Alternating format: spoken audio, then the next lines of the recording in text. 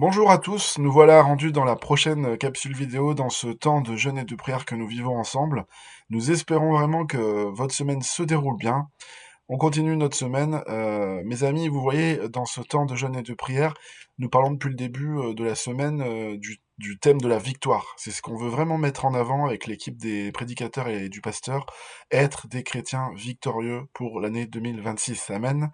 Et avant de parler de mon thème sur la victoire, j'aimerais parler à ton cœur. Peut-être que tu jeûnes, tu pries depuis le début de la semaine, tu écoutes ces messages avec fidélité, et peut-être qu'au fond de toi, il y a une fatigue profonde que tu n'oses pas toujours exprimer. Peut-être aussi que tu te dis non, moi je suis en forme, je suis au top de ma forme physique et spirituelle, et j'ai envie de te dire vraiment tant mieux. Et peut-être aussi que pendant l'année 2026, à un moment donné, tu feras face à de la fatigue spirituelle et aussi à du découragement. Il y a des fatigues que le corps ressent, mais il y a aussi des fatigues plus profondes, des fatigues dans l'âme, la fatigue spirituelle. Et j'aimerais te dire dès le début de ce message que Dieu voit aussi cette fatigue-là, et il ne te condamne pas pour cela. Alors vous l'avez compris, le thème que je veux aborder ce soir avec vous, c'est celui de la victoire sur le découragement et la fatigue spirituelle. Prenons victoire sur le découragement et la fatigue spirituelle ensemble. Alors le découragement, qu'est-ce que c'est? C'est pas simplement être triste à un moment donné de la journée. Le découragement, c'est quand le cœur perd de son élan, quand l'âme n'a plus la force d'espérer comme c'était le cas avant.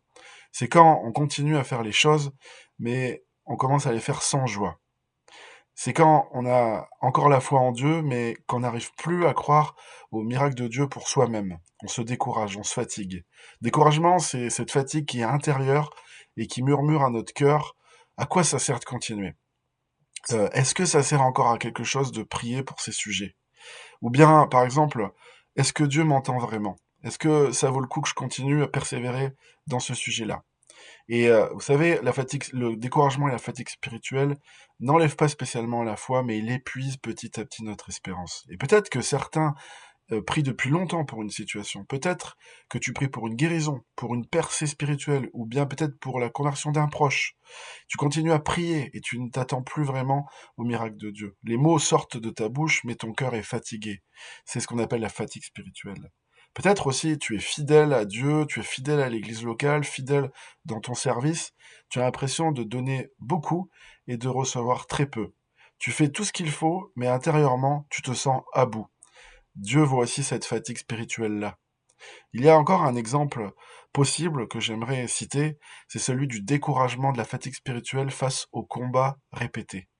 Peut-être que tu luttes toujours avec les mêmes choses, les mêmes histoires, les mêmes affaires, les mêmes tentations, peut-être aussi les mêmes faiblesses. Et tu te dis intérieurement, pourquoi je vis encore ces choses? Pourquoi je dois passer encore dans ces choses-là? Pourquoi je retombe encore dans ces affaires-là? Et cela est possible, cela peut créer en toi une lassitude spirituelle profonde qui te fatigue. Dans la Bible, le découragement n'est pas un sujet caché. Il y a même des hommes et des femmes de Dieu qui ont traversé ces moments où ils n'avaient plus la force d'avancer.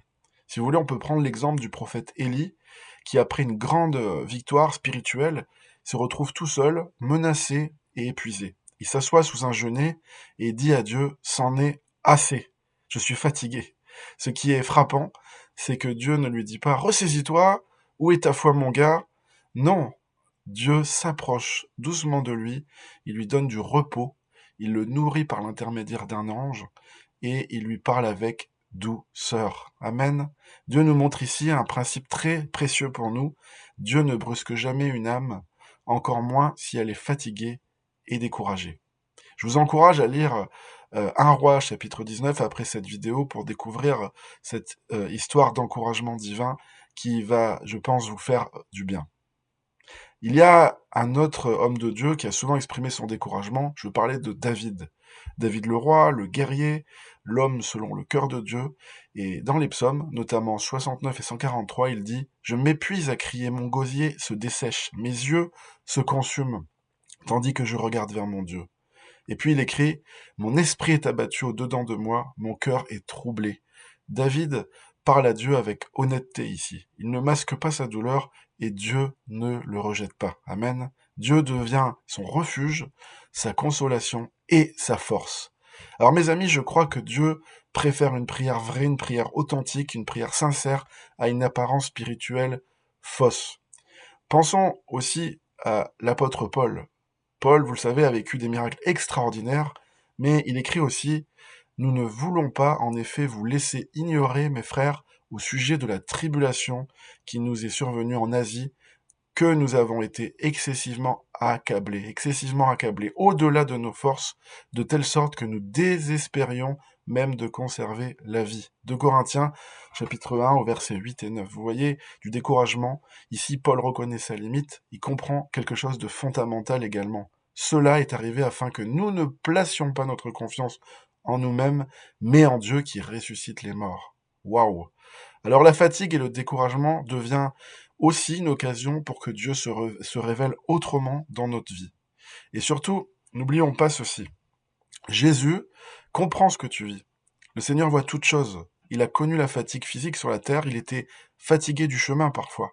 Jésus a connu aussi la pression des foules, les attentes constantes des gens, les demandes incessantes. Jésus a connu aussi la solitude, l'incompréhension et même le rejet. Et à Gethsémanée, juste avant sa crucifixion, Jésus dit ces mots qui sont, je trouve, bouleversants.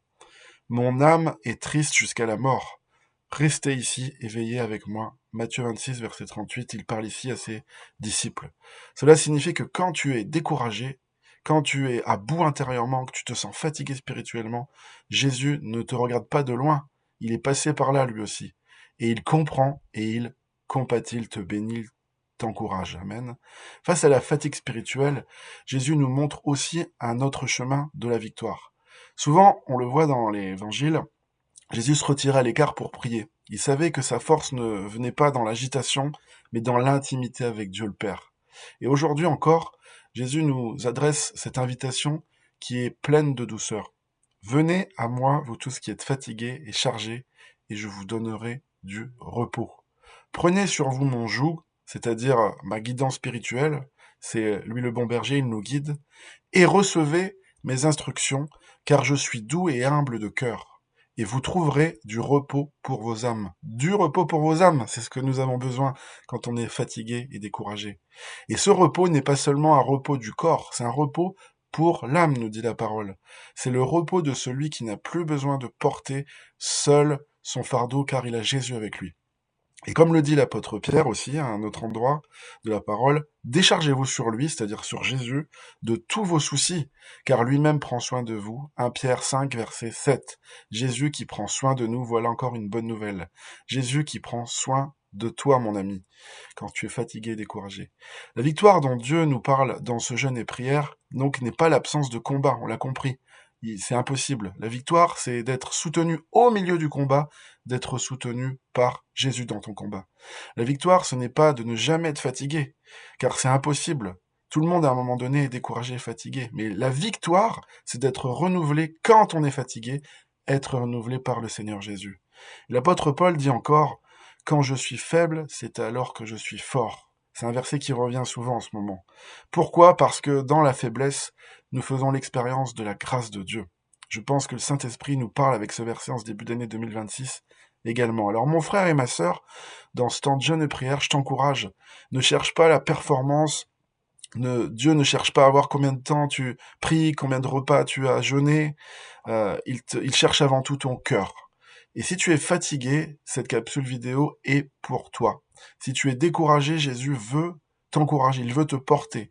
Et si tu n'as plus beaucoup de force, je crois vraiment de tout mon cœur que Dieu veut te redonner des forces dans ce temps de jeûne et de prière. Alors, je te laisse avec 3 conseils pour la victoire sur le découragement et la fatigue spirituelle. Premier conseil, ose nommer ta fatigue et ton découragement devant Dieu. La victoire commence quand on arrête de cacher les choses qu'on vit à Dieu. C'est important. Même si Dieu voit toutes choses, à nous de lui révéler notre cœur et d'appeler au secours afin qu'il nous bénisse. Vous voyez, Élie a bien dit, c'est assez Seigneur. David a dit, mon cœur est abattu. Et même Jésus a dit, mon âme est triste jusqu'à la mort. Alors arrêtons de prier comme si tout allait toujours bien, mais commençons à prier vrai devant Dieu. Parce que Dieu ne guérit pas ce que l'on cache, mais il restaure ce qu'on lui confie de tout notre cœur. Amen. Deuxième conseil que je te laisse revient à la source du repos. La source du repos, c'est Jésus. Le repos spirituel ne trouve pas, ne se trouve pas dans plus d'efforts, plus d'activités, mais dans une relation plus profonde avec Jésus. Jésus qui dit: «Venez à moi, vous tous qui êtes fatigués et chargés, je vous donnerai du repos pour vos âmes». Le message est clair. Si tu es fatigué, découragé, retourne à la source de Jésus. Jésus, on le voit aussi se retirer pour prendre du temps seul avec Dieu. Alors, je peux te conseiller, prends un temps seul avec Dieu, lis ta Bible lentement, ou bien, sinon reste en silence devant Dieu et attends que Dieu parle à ton cœur. C'est pas en faisant plus de choses que tu seras restauré, mais c'est en étant de façon plus intime avec lui, des moments de qualité avec ton Dieu. Troisième conseil, ne reste pas seul avec ta fatigue et ton découragement. Le découragement, je crois vraiment qu'il peut grandir quand tu t'isoles. Mais la restauration, elle commence quand tu es dans la communion aussi, avec Dieu bien sûr, avec tes frères et sœurs. L'erreur classique lorsqu'on se sent découragé, fatigué, c'est de se dire: je vais louper les réunions, je vais plus venir à l'église. Mais c'est l'inverse, mon ami. Viens à l'église même avec ton découragement, car le Seigneur a prévu un encouragement pendant la réunion pour toi. Amen, je le crois. Galates 2, verset 6 nous dit aussi: aidez-vous les uns les autres à porter vos fardeaux. De cette manière, vous accomplirez la loi de Christ. Alors, cette leçon est importante également. Dieu attend de nous que nous soyons solidaires, que nous nous soutenons les uns les autres. Soyons, mes frères et sœurs, attentifs aux autres. Lorsqu'on voit un frère qui semble dans le découragement, lorsqu'on voit une sœur qui semble dans la peine, la parole de Dieu nous demande d'être humbles aussi pour se confier. Même Jésus n'a pas voulu affronter Gethsémane seul, il a demandé à ses disciples de veiller avec lui. Alors osons parler à un ami de confiance. Osons demander la prière à l'église. Nous prions chaque mardi pour les sujets de prière, n'hésitez pas. Acceptons de ne pas être seuls. Je pense que Dieu utilise souvent la main des autres pour relever une âme. Alors la victoire commence peut-être aussi simplement, dès aujourd'hui, par une simple petite prière que tu peux faire après cette capsule. Seigneur, je suis fatigué, je suis découragé, mais je viens à toi pour que tu me bénisses. Je vous propose de terminer ce temps par une simple prière ensemble. Seigneur, tu vois les cœurs fatigués, tu vois, Seigneur, les âmes découragées, mais merci parce que tu es un Dieu proche, un Dieu compatissant, un Dieu fidèle. Seigneur, tu connais toutes choses. Dans ce temps de jeûne et de prière, je te demande de renouveler la force de ceux qui n'en ont plus et redonne la paix à ceux qui sont troublés. Amen. Je te demande que tu donnes l'espérance à ceux qui doutent, la joie à ceux qui sont abattus. Et nous recevons ta victoire au nom de Jésus, la victoire sur le découragement et la fatigue spirituelle. Nous proclamons une année 2026 victorieuse sur ce sujet du découragement et la fatigue spirituelle. Merci Seigneur parce que tu nous encourages dans tous nos combats. Au nom de Jésus-Christ, merci Seigneur. Nous prenons la victoire ensemble sur la fatigue spirituelle, sur le découragement. Nous sommes renouvelés dans le nom de Jésus. Que le Seigneur vous bénisse richement, vous donne la force spirituelle que vous avez besoin pour vos défis et que Dieu vous encourage puissamment. Je vous souhaite d'être richement bénis dans les jours suivants. Le jeûne et prière se poursuit et on se retrouve prochainement pour une prochaine vidéo, une prochaine réunion en présentiel.